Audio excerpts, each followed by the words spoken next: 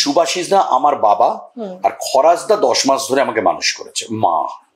তাদের ঠিক কতটা প্রভাব, কিভাবে সুভাষিসদার কাছে আমি যদি না আসতাম, এই ইন্ডাস্ট্রির তো কিছু রুলস এন্ড রেগুলেশন আছে যেগুলো অদৃশ্য।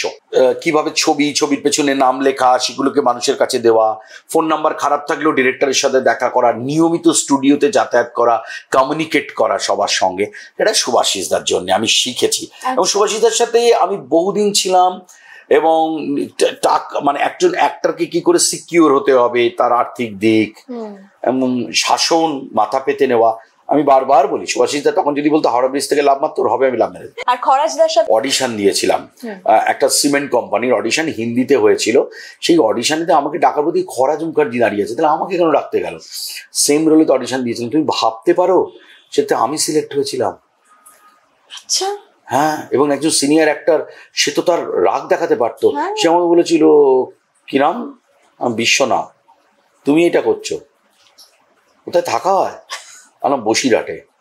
ও বাবা, আমার শ্বশুর বাড়ির লোক, চলো আমি তোমাকে এগিয়ে দিই গাড়ি করে। না স্যার, ফোন নাম্বার রেখে দাও, দেখা হবে।